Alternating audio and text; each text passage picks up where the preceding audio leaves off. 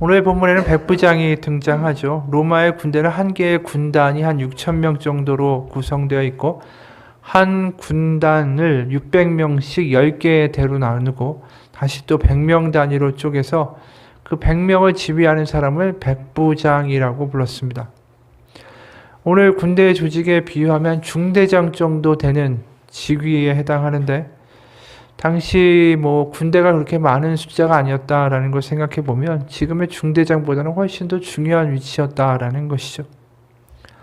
게다가 이 로마 군대가 상대적으로 적은 숫자였던 식민지에 있어서는 이 백부장이라는 지위가 굉장히 막강한 권력을 휘두르는 자리였습니다. 그래서 이 백부장에 대한 이 기록과 글이 꽤 남아있는데 한 글을 소개합니다. 백부장은 군에서 복무한 경험이 보통 15년은 돼야 오를 수 있는 자리다. 사병들 사이에서는 그들이 꿈꿀 수 있는 가장 명예로운 자리이기도 하다. 그리고 군 생활이 천국이 되느냐 지옥이 되느냐는 자신 위에 있는 백부장이 어떠한 사람이냐에 달려 있다. 병사들의 군기를 잡기 위해서 보통 백부장은 기합을 주고 두려움을 주고 군기를 잡고 그렇게 행동했기 때문이다. 또 복무기간이 늘어나면 늘어날수록 많게는 2배 정도의 봉급이 올랐는데 백부장 일반 병사 15배에 달하는 봉급을 받았다. 그리고 군인들은 재판에서도 아주 유리한 위치를 점하고 있었는데 이들의 재판은 군사재판에서만 법정에서 서게 되고 민간인의 고발을 받더라도 모든 재판은 백부장들로 구성된 군사재판위원회에서 열렸고 판결은 당연히 군인한테 유리하게 내려졌다. 혹여 지나가는 사람의 물건을 수탈해서 고발당했다 해도 오히려 물건을 빼앗긴 민간인이 억울한 판정을 받을 때가 비일비재했다. 재판도 백부장이 개입이 되는 거죠. 그러다 보니까 이 로마군에서 백부장의 지위라는 것은 굉장한 것이었습니다. 그러니까 백부장들한테 뇌물 주는 거는 당연한 거였고 진급을 위해서든 재판을 위해서든 이 백부장들한테 뇌물 주는 일들이 비일비재했죠. 그래서 월급도 꽤 되는 데다가 뇌물도 많이 받으니까 대부분 제대하고 나서는 그 지역의 시의원 정도 출마할 수 있는 재력을 갖추게 됩니다. 그러다 보니까 이 백부장들한테 로마 군대라는 것은 자신의 어떤 앞으로의 출세를 보장하는 굉장히 중요한 거였기 때문에 로마 황제에 대한 충성심, 또 로마 군대에 대한 자부심이 이 백부장들이 굉장히 강할 수밖에 없었다라는 걸 우리는 알게 되죠. 특히 이스라엘에 주둔했던 이 로마 군대는 식민지였기 때문에 치안 유지, 또 어떤 폭동이나 반발 이런 것들을 진압하는 데 많이 동원이 됐었고 또 식민지다 보니까 백부장들이 많은 것들을 자의적으로 수탈하고 뇌물 받기가 딱 좋은 조건이었기 때문에 백부장에 대한 인식이 이스라엘에서는 굉장히 안 좋을 수밖에 없었죠. 근데 오늘 나오는 백부장은 굉장히 의외인 사람입니다. 2절 보면 어떤 백부장이 사랑하는 종이 병들어 죽게 되었더니 이 표현도 굉장히 낯선 표현이에요. 왜냐하면 종이라는 건 주인의 처분에 따라 얼마든지 생사여탈권이 주인한테 있는 거 아닙니까? 근데 이 종을 굉장히 아꼈다. 게다가 또 의외인 점은 5절에 그가 우리 민족을 사랑하고 또한 우리를 위하여 회당을 지었나이다. 그러니까 이 로마인이 어떻게 보면 와가지고 많은 걸 이익을 챙기고 자신이 많은 걸 벌어서 자기 고향이나 로마의 땅으로 되돌아가서 뭔가 한 몫을 하려는 게 정상적인 사고방식인데 이 사람이 이스라엘 민족을 사랑하고 또 그들을 위해서 회당까지 지어주었다. 굉장히 놀라운 거죠. 굉장히 하나님을 경외하는 마음이 있었던 사람이고 어떻게 보면 할례는 받지는 않았지만 그 유대인의 예배에는 참여를 하고 있었던 사람인 것 같아요. 그러니까 전체적으로 일반적으로 그 당시에 생각하는 백부장과는 굉장히 다른 사람이었습니다. 그러다 보니까 이 유대인의 장로들이 너무나도 이 사람이 고맙지 않겠어요? 그러니까 4절에 유대인의 장로, 이 리더들이 예수님한테 가서 4절에 간절히 구하여 이르되 이 일을 하시는 것이 이 사람에게는 합당합니다 라고 그랬어요. 그냥 예수님한테 구한 게 아니라 간절히 구했다라는 거예요. 왜냐하면 이 사람한테 받은 호의를 정말 진실로 갚고 싶었다라는 것이죠. 여기서 왜 이렇게까지 간절함이 있을까? 그냥 은혜를 받았으니까 그거에 대한 인간적인 어떤 보답을 하는 것이 아닐까 이렇게 생각할 수 있지만 이 로마 시대에 로마가 지배하던 문화권에서는 이 후견인과 피후견인이라는 어떤 관계가 굉장히 분명했어요. 그러니까 후견인이라고 말하는 보통 그 도와주는 사람 그리고 도움을 받는 피후견인 이런 두 사람의 관계에 있어서는 은혜와 신이라는 게 굉장히 중요했죠. 보통 대부분들이 후견인들은 귀족들이었고 평민이 피후견인이었으니까 와서 부탁과 청탁을 하면 그 사람을 위해서 여러 가지 일들을 또 자신의 어떤 능력과 인맥을 통해서 좀 도와주고 피후견인들은 그 후견인을 위해서 선거운동도 가고 정치자금도 되고 뭐 여러 가지로 뭐 행사를 한다 하면 거기에 열심히 두 손 두 발 걷고 뛰어 들어가서 도와주고 그러니까 그런 식으로 어떤 후견인과 피후견인 관계는 그냥 은혜를 받았으니까 은혜를 도덕적으로 뭐 도 이상 갚는다의 정도가 아니라 이 은혜를 받았으면 꼭 은혜에 대한 대가를 그거를 어떻게 보여주지 않으면 그 사회에서 완전히 이제 매장되는 거였죠. 그러다 보니까 어떻게 보면 유대인의 장로들이 그 사람의 호의에 대해서 어떤 대가를 또 그 호의의 호의로 반응하는 건 하나의 의무였기 때문에 이건 해야만 하는 거기 때문에 게다가 상대방이 로마인이잖아요.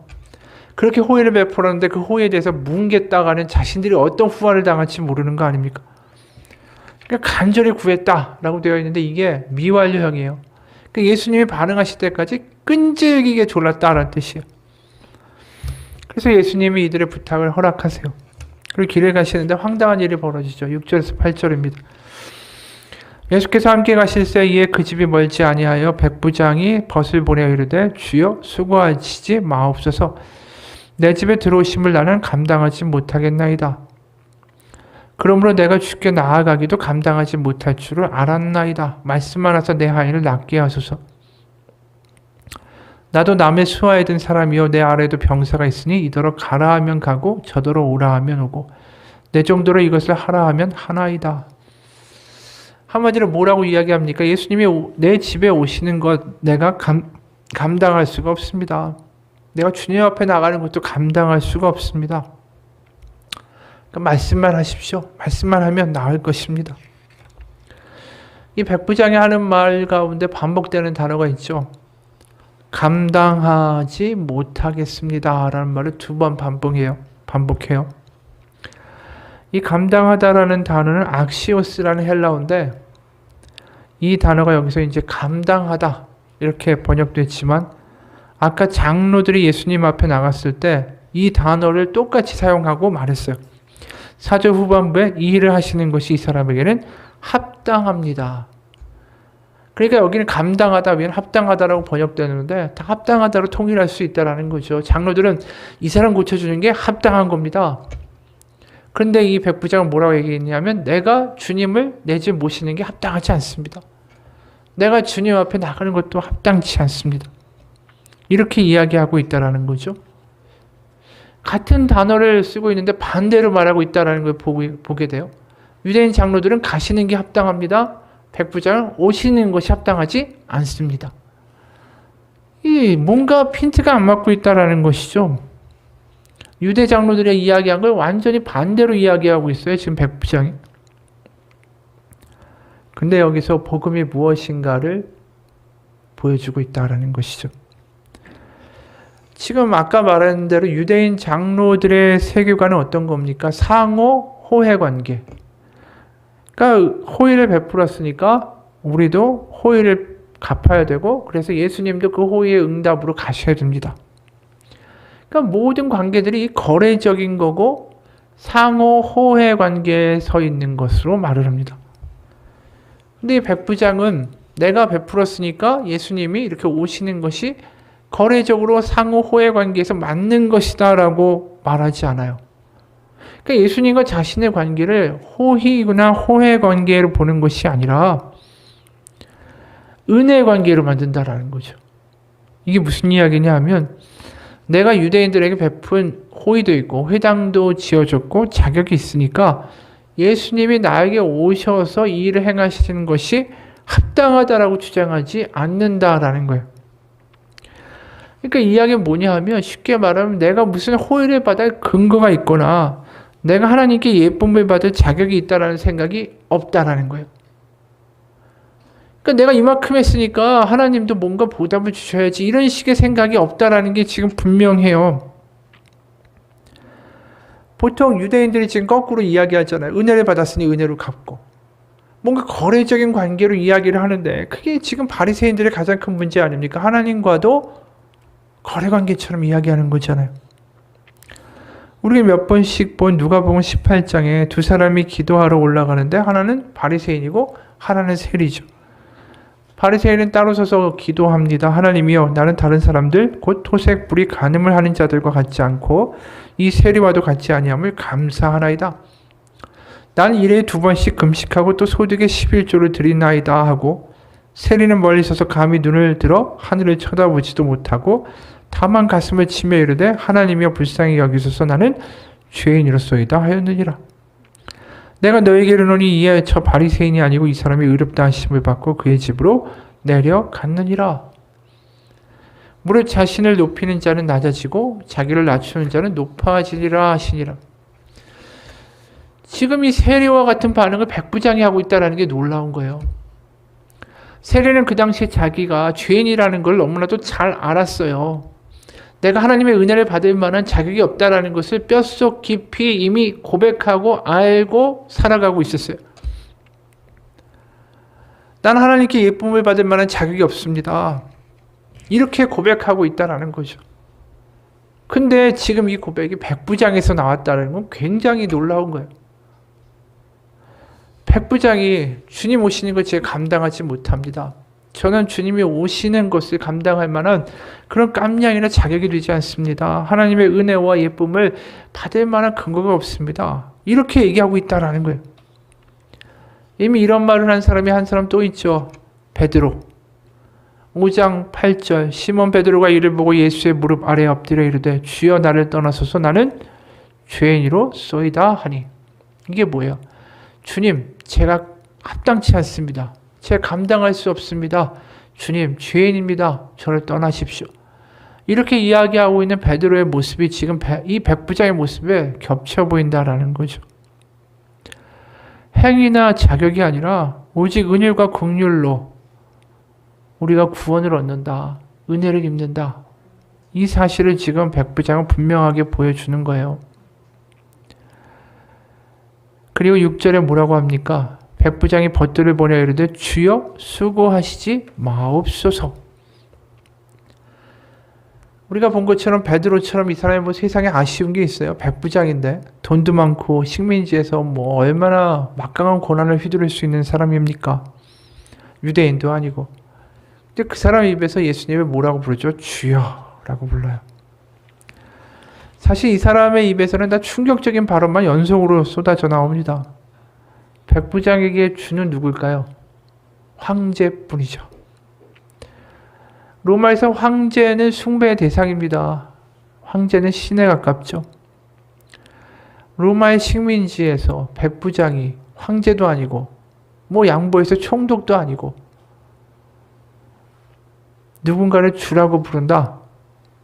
이거 심각한 문제가 되는 거예요. 군인이 충성 맹세를 해야 되는 주는 오로지 로마 황제뿐이에요. 그런데 세상이 지금 예수님을 뭐라고 기대하고 있습니까? 와, 메시아가 왔다. 로마 제국을 물리치고 이 땅에 다윗의 왕국의 영광을 회복할 메시아가 왔다. 어떻게 보면 모반의 우두머리가 될 수도 있는 거 아니에요? 그런데 거기다가 주여라고 이야기하고 있어요. 그러니까 자신이 가진 걸 모든 걸 잃어버릴 수도 있는 것을 이 사람이 감수하고 있다는 것이죠. 왜 이럴까요? 바로 은혜 아니면 안 된다라는 걸 분명하게 이 사람 알고 있는 거예요. 자신이 가지고 있는 거, 자신의 행위, 자신이 어떤 자격 이런 게 아무 소용이 없다라는 걸 알아요. 하나님 앞에서. 하나님 앞에서는 오직 은혜 아니면 안 된다. 내가 감당할 수 없다. 자신의 자격과 자신의 한 행위를 들먹이지도 않고 그저 하나님의 은혜를 은혜되게 만드는 말만 하고 있는 거예요. 은혜가 너무 귀한 거니까 자신의 직을 걸고 모든 걸 걸고 예수님을 주님이라고 부르고 주님 저 같은 죄인 합당하지 않습니다. 감당할 수 없습니다. 예수님의 반응도 구절이죠. 예수께서 들으시고 그를 놀랍게 여겨 돌이키사 따르는 무리에게 이르시되 내가 너에게 이르노니 이스라엘 중에서도 이만한 믿음은 만나보지 못하였노라 하시더라. 예수님이 놀라셨대요. 믿음 때문에. 이런 경우가 없잖아요. 우리가 복음서를 아무리 봐도 한 사람의 믿음 때문에 놀랍게 여기시면서 심지어 이스라엘 중에 이만한 믿음 만나본 적이 없다. 이 대단한 칭찬 아닙니까? 이 사람의 위대함을 칭찬하시는 게 아니라 이 사람의 믿음이 무엇인지에 대해서 알라는 거죠. 이 사람이 하는 모든 행동이 결국 복음을 아는 사람이 하는 행동이다라는 뜻이에요. 은혜를 은혜 되게 한 사람이고 하나님을 하나님 되시게 한 사람이다라는 거죠. 우리가 하나님 앞에 뭐 근거가 있다고 하나님과 흥정할 수 있는 자격이 있겠어요? 내가 하나님 이렇게까지 헌금하고 내가 이렇게 봉사했고 내가 이렇게 예배 많이 드렸고 내가 이렇게 기도했으니까 하나님 인간적으로 이 정도는 해주셔야죠. 이런 식으로 나가는 게 얼마나 어리석은 것인가라는 걸 우리는 보게 됩니다.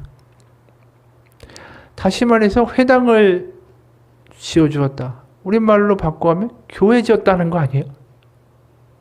교회 짓고 그렇게 예배에 참석하면서 아니 그러면서 뭔가 하나님 내가 이렇게까지 했으면 하나님 뭔가 내 기도와 응답을 해주셔야 되는 거 아닙니까? 이렇게 나올 법도 한 거 아닙니까? 그런데 지금 나오는 건 전혀 그렇지 않다라는 거예요. 자신의 어떠한 일말의 근거도 주장하지 않아요. 그리고 주님 은혜 없이는 안 됩니다. 말씀만 하시면 됩니다. 제가 듣겠습니다. 이게 백부장의 이야기라는 거죠.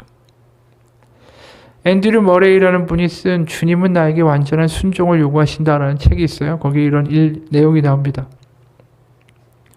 그리스도인으로서 당신의 삶이 매우 허약한 까닭은 당신의 삶을 당신의 힘으로 만들어 나가려 하고 그리고 그 나머지를 하나님께 도우라고 하기 때문입니다. 그러나 그렇게 될 수 없죠.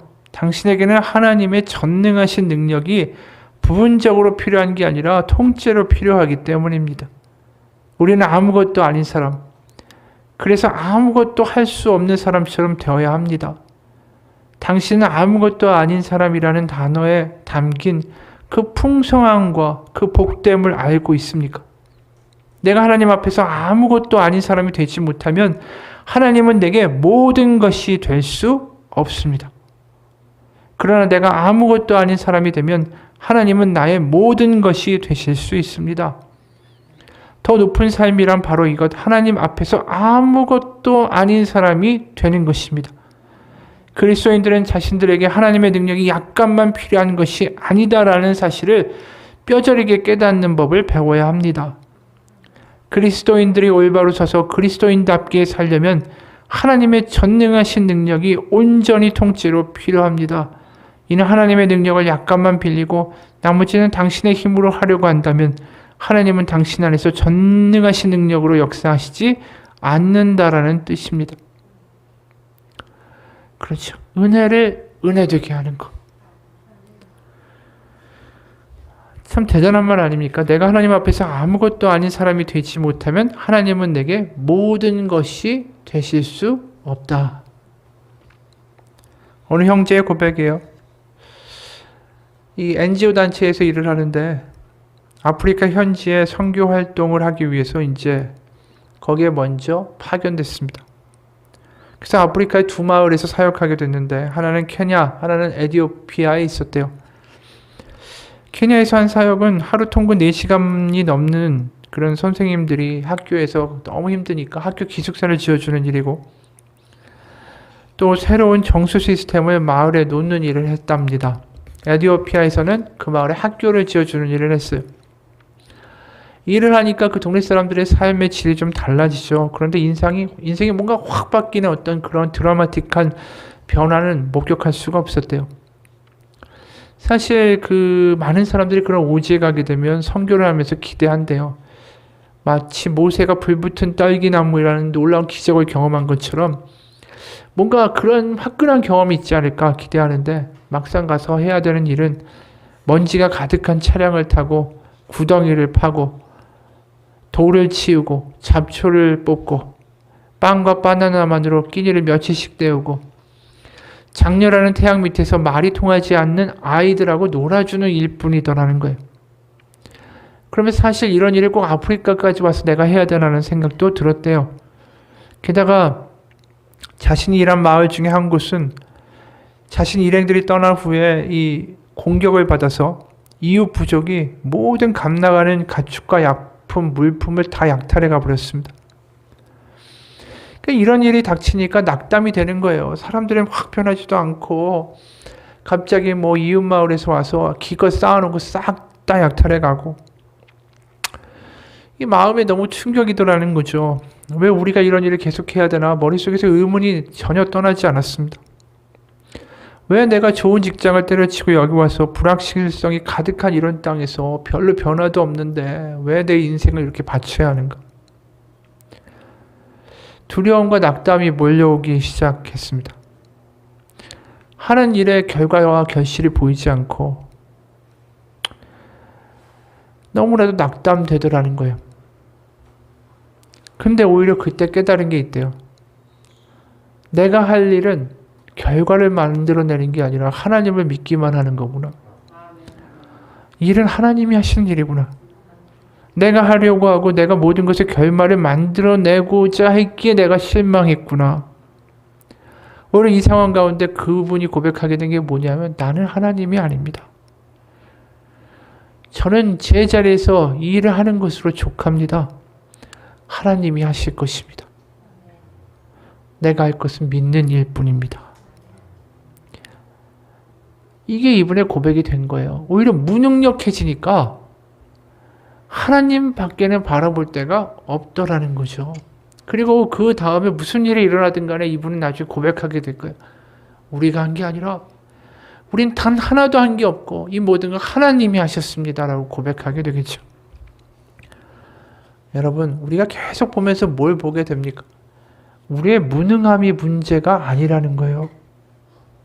애초에 우리의 능력으로 하나님의 나라를 이 땅 가운데 만들 수 없죠. 우리의 능력으로 가정과 교회와 일터를 변화시킬 수 없습니다. 오로지 은혜뿐입니다. 오히려 내 무능함을 인정하는 그 자리가 은혜의 자리가 되고 하나님이 역사하시고 일하시는 자리가 될 수 있다. 이게 복음 아닙니까? 나의 무능력이 문제가 되지 않는다. 왜냐하면 거저주시는 은혜, 거저주시는 위로, 거저주시는 생명이기 때문이죠. 아이는 자신이 할 수 없습니다. 그걸 잘 알고 있어요. 아이에게는 애초에 그런 능력이 없기 때문입니다. 부모가 해줘야 되죠.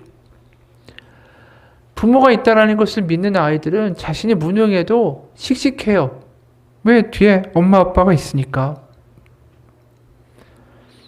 이 이야기는 여러 번 했죠. 어느 목사님의 이야기. 우리 집 근처에 해변처럼 인위적으로 완만한 경사를 이루게 만든 수영장이 있다. 나의 2살 된 아들은 그 경사를 따라 풀장 안으로 걸어 들어가면서 본능적으로 내 손을 꽉 쥐었다. 아들은 물이 점점 깊어지자 내 손을 더 힘껏 붙잡았다. 그러나 2살 된 아이가 붙잡는 힘은 그렇게 강하지 않았다. 곧 아들이 내 손을 붙잡는 게 아니라 내가 아들 녀석의 손을 붙잡는 것으로 바뀌었다. 아이의 힘에만 맡겨놓으면 내 손을 놓칠 게 분명했다. 그러나 내가 아들의 손을 놓지 않겠다라고 생각하는 한 아이는 안전했다. 그렇게 되면 아들 녀석이 내 손을 놓으려고 해도 놓을 수가 없기 때문이다. 이게 복음을 이야기하는 거 아닐까요?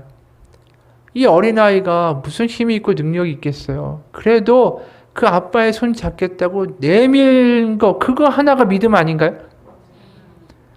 부족해도 내밀었을 때 그 아이의 힘보다 훨씬 더 그 아버지가 꽉 잡고 그 아이를 이끌어가는 거 아닙니까? 그게 복음이고 그게 하나님과 우리의 관계라는 거죠. 그런데 착각해요. 내가 뭔가 힘과 능력이 있고 내가 뭔가 만들어내고 하나님을 붙잡고 있는 것처럼. 아니죠. 하나님이 우리를 붙잡고 계신 거 아니에요? 내가 무능한 걸 하나님이 나보다 더 잘하셔서 여기서 문제가 있는 거 아니겠어요? 난 무능한 걸 내가 모르는데 하나님은 내가 무능하다는 걸 나보다 더 잘 알고 계시다라는 것이죠. 우리가 할 일은 은혜가 은혜되게 하는 일입니다. 그게 그렇게 힘들어요. 근데 그게 되면 우리의 삶이 변화되기 시작해요. 은혜가 우리를 바꿔가기 시작하기 때문입니다.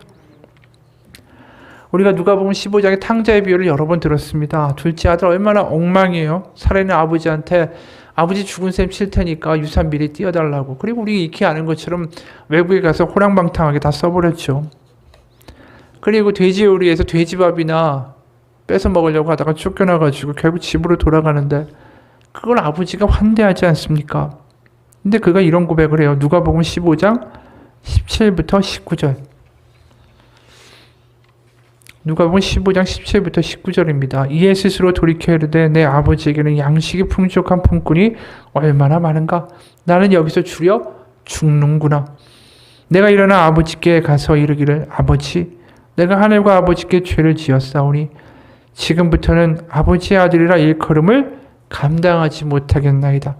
나를 품꾼의 하나로 보소서 하리라 하고 이에 일어나 아버지께로 돌아가니라. 여기 아주 익숙한 단어가 하나 나오죠. 내가 아버지의 아들이라 일컬음을 감당하지 못하겠다. 지금 백부장이 주님이 나에게 오시는 걸 제가 감당하지 못하겠습니다. 왜요? 나 부족한 사람입니다. 지금 결국은 다 일관되게 흘러가잖아요. 둘째 아들의 고백이나 백부장의 고백이나 베드로의 고백이나 결국은 나는 자격이 없습니다. 난 능력이 없습니다. 하나님의 은혜뿐입니다. 제가 하나님의 은혜 감당할 수가 없습니다. 전 너무 부족하기 때문입니다. 여러분, 은혜를 은혜되게 하시기 바랍니다. 그러면 겸손하게 살 수밖에 없고요. 내 무능력이 문제가 되지 않고요. 오히려 무능한 가운데 나의 온전함 되신 하나님을 기뻐할 수 있게 되고요. 내가 아무것도 아닌 것 같으나 모든 것을 가진 자가 된다라는 것이 무엇인지를 경험할 수 있게 되는 거예요. 그럴 때 우리는 뭐라고 부른다고요? 이게 복음이구나. 이래서 기쁜 소식이구나. 우리가 나중에 천국에 가면 주님 앞에서 어떤 이야기 할 것 같습니까? 뭐가 기억에 남을 것 같아요? 바로 복음을 복음되게 한 순간만 기억 남는 거예요. 왜요? 그때 하나님의 은혜를 경험했으니까. 우리가 정말 하루를 바쁘게 살아도 뭐 하나 기억 하나도 안 남는 게 있고 한 달을 살아도 한 달 내내 내가 뭘 했나라고 생각하는 순간들이 너무나도 많을지 몰라요. 하지만 우리가 하나님의 은혜를 경험하는 순간들은 우리 마음 가운데 깊이 기억됩니다. 왜냐하면 나의 무능함이 문제가 되지 않고 내가 감당할 수 없습니다라고 이야기할 때 나를 향하여 달려오시는 그 아버지의 은혜를 경험하는 시간들이 우리를 변화시키고 우리를 회복시키고 우리가 달리 살아갈 수 있도록 우리의 삶을 유턴시키기 때문입니다. 우리가 첫사랑의 경험들이 다 그런 거 아니에요? 주님 처음 만나가지고 왜 하염없이 울면서 내가 죄인입니다라고 고백하게 됩니까? 그리고 내가 하나님 앞에 정말 겸손하고 고꾸라지는 게 첫사랑의 경험 아닙니까? 그러니까 그걸 못 잊는 거죠. 누군가의 글이에요. 어떤 분의 칠순잔치에 갔는데 이분이 4남매를 뒀는데 젊었을 때 남편하고 사별했답니다. 30대 초반에 홀로 돼서 아이들을 키우고 정말 어렵게 살았어요. 근데 이분이 칠순잔치에서 자식들한테 이렇게 말하더랍니다. 너희 아버지가 암으로 돌아가시기 얼마 전에 같이 여행을 떠나자. 그래서 같이 이야기도 하고 같이 여행 떠나서 이렇게 돌아오는 길에 아버지가 내 손을 꽉 잡아줬지 1시간 동안. 그리고 그 내 손을 잡아준 그 1시간이 지금 너희를 키우는 이 40년을 견디게 했구나 라고 말하더래요. 그 남편이 잡아준 1시간이 40년보다 더 무겁게 느껴지더라는 거죠. 엄청난 깊이의 시간이 된 거예요. 그게 사랑의 시간이고 그게 은혜의 시간이고 그게 하나님 앞에 기억 남는 시간이에요. 그런 기억들이 쌓였을 때 우리가 나중에 하나님 앞에 서게 됐을 때 두렵지도 않고 걱정되지도 않고 기쁨으로 하나님을 만나러 갈 수 있는 부유한 자가 되는 것입니다. 같이 기도하겠습니다. 하나님 아버지, 우리 마음이 텅 비어버린, 바쁘게는 사는데 내 속엔 아무것도 들어있지 않은 깡통 같은 그러한 인생으로 우리의 인생을 낭비하지 않게 하여 주옵소서. 무능하지만 아닌 척하고 계속 가면 쓰고 괜찮은 척하고 뭔가 하나님한테 내가 했으니 하나님 응답해달라고 계속 시답지 않은 거래만 하나님 앞에 요구하는 엉터리 같은 믿음이 아니라 하나님 앞에 무능함을 고백하고 하나님 앞에 할 수 없음을 고백하고 그래서 하나님 앞에 내 할 수 없음이 오히려 하나님이 나를 채우시는 온전한 시간이 될 수 있는 하나님의 복음을 경험하는 우리의 인생 되게 도와주옵소서. 내가 하나님 앞에서 아무것도 아닌 사람이 될 때 하나님은 내게 모든 것이 되어주신다. 내가 아무것도 아닌 자 같으나 모든 것을 가진 자가 무엇인지 사도 바울의 이야기를 경험하며 살아갈 수 있는 복음을 복음되게 할 수 있는 감격하는 삶이 될 수 있도록 하나님 인도하여 주옵소서. 예수님 이름 받들어 기도합니다. 아멘.